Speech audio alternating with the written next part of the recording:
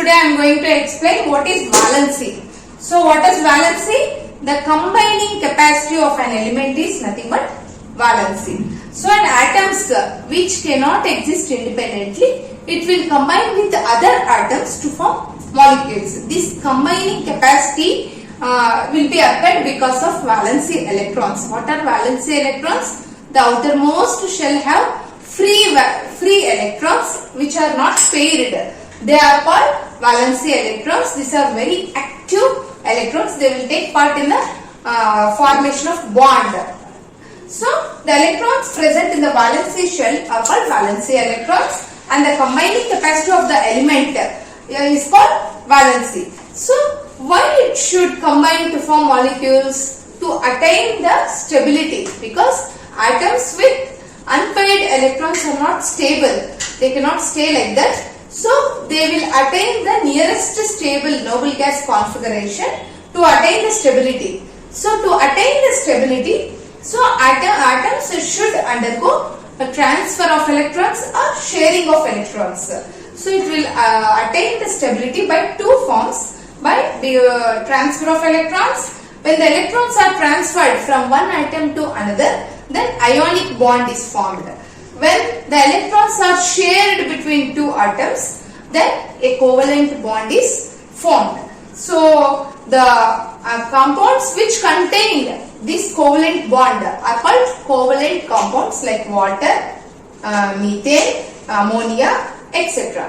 And ionic compounds, in this sharing of electrons takes place so that ions are formed like positive ions and negative ions. Positive ions are called cations and negative ions are called anions. And the compounds which are formed by ionization, by sharing of electrons, are called ionic compounds. They may, for example, sodium hydroxide NaH, magnesium hydroxide MgH2, like this. Let's see the formation of covalent compounds. Let's take first example, H2O. Stop.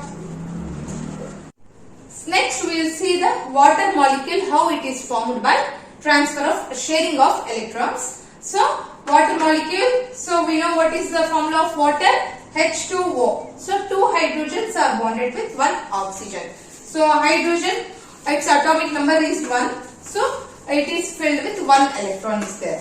And oxygen, its atomic number is 8. So it is 2, 6 is the electronic configuration. In the S shell, in H, one electron is there. And in oxygen, S is fully filled with 2 electrons. And in L shell, there will be 6 electrons and it is deficient of 2 electrons because the capacity of K shell is 2, L shell is 8. So here only one electron is deficient. Here 2 electrons it is deficient to reach the octet rule 8. So here these 2 electrons will be shared by the hydrogen. So 2 hydrogens. So that, and here 1 electron is needed. This 1 electron is given by oxygen. So like this, see, oxygen in the outermost orbital 6 electrons are there. 1, 2, 3, 4 and 5, 6. And these 2 electrons will be shared with the 2 hydrogens which is having 1 electron each. So here we can see into mark I gave for hydrogen electrons and like this circle shape I gave for the oxygen.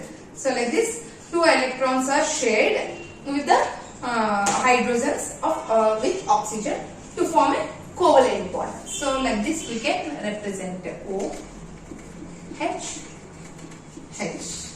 So, and like this the